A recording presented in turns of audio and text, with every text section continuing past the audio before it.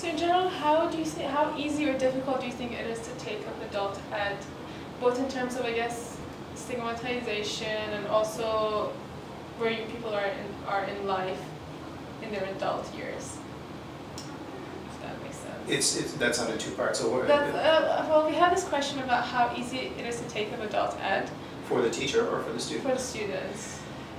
For the students, if they're aware of the system, it's easy. You come in, you have an assessment, and then you have a conversation, which is probably is definitely more important than the assessment itself, so that you can be placed based upon where you want to go, what your needs, what your previous experiences are. That part is relatively easy to do.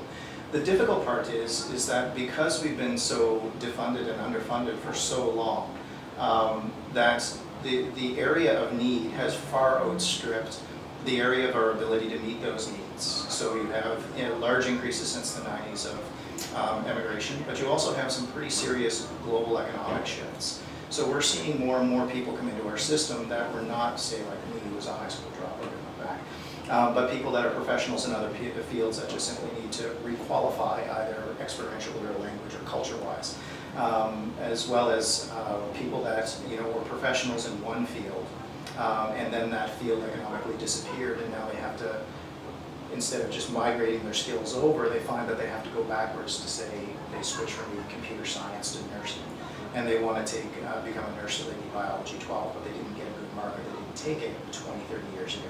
So we're seeing an ever-expanding area of need for students to come in. That's with the defunding, underfunding, and we don't have a strong ministerial level advocate for adult education. It often gets subsumed under the fee-payer system for post-secondary education.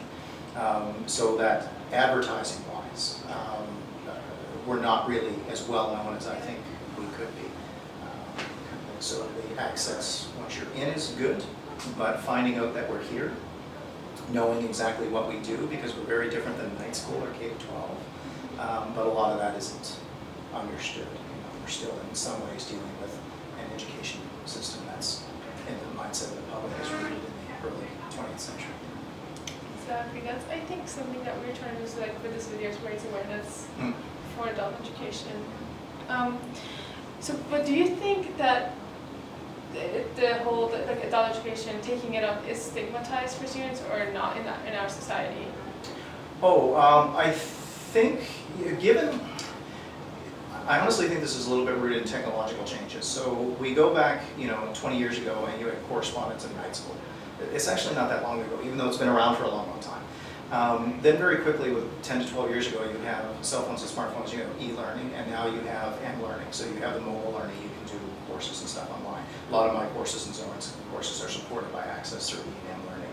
I think because there is now much more fluidity and social mobility between jobs, because people want to, but also because of things like global economic changes, that the idea that you're retraining, requalifying, whether that's going, say, for lack of a better phrase, backwards to high school if you already have a degree, or lateral if you haven't. I think that stigma, just as quickly as those technologies have come in and radically reoriented and mediated our engagement with society and each other, I think they've also reoriented our narratives about education and that. So I don't think there's as much of a stigma. I think there is, though, when you're dealing with people that have obstacles that they haven't been able to address before, mental health issues, homelessness. I think those things they bring into, but it's not education itself. That's the stigma. So what, is there any method that you use to empower students if they feel like they're not confident or comfortable? Yeah, my main goal is to show people that, if the only difference between them and I, if they see me as successful, high school dropout, letters after my name, this is my third career, I've got several degrees and advanced degrees in this, is that the only difference between me and them is I got there first. Just like people that got me and motivated me got there before me. So it wasn't a case of people are smarter or better, it's just that they got there before you for reasons of privilege and also for reasons of dedication and drive and motivation. So I try to get that across, that it's not the stigma of intelligence, because that's rarely the case. And usually if it is, it's medical. The other is to let them know that the way that we understand things in this day and age is very often understanding skill sets as opposed to content. So I'm much more about the form of how things get done, as opposed to the content that's inside. Now, I have a bit of privilege in that because I'm an English teacher, so I can focus on skills and that feeds into my journalism and editing background, so I can do that. Others, it's a bit more difficult, but I think a lot of us here really aim to, like Zorn had said previously to me, aim more about, it's not whether you get the answer right, it's do you feel confident that you can get to an answer.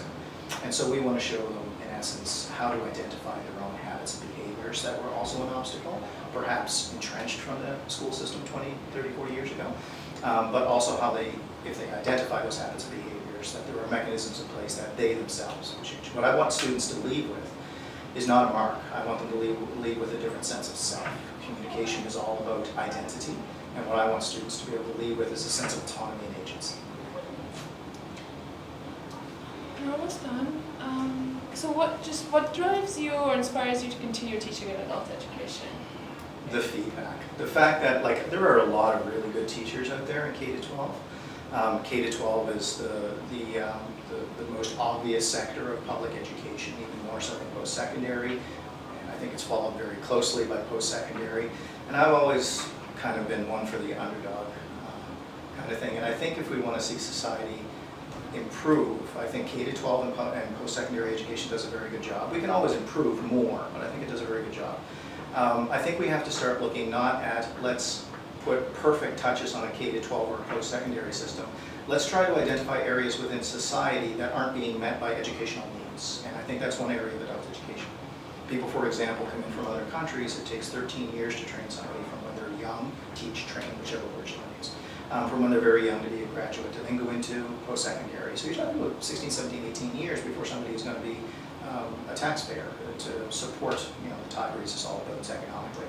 In adult education, you have people that can come into a system and leave the system in 5 years or less that are then going in not just as high school graduates, but people that can then, once they've jumped over that one hurdle of culture and language, they bring with them all of their wealth of experiences: engineers, doctors, nurses, artists, poets, writers, musicians, everything.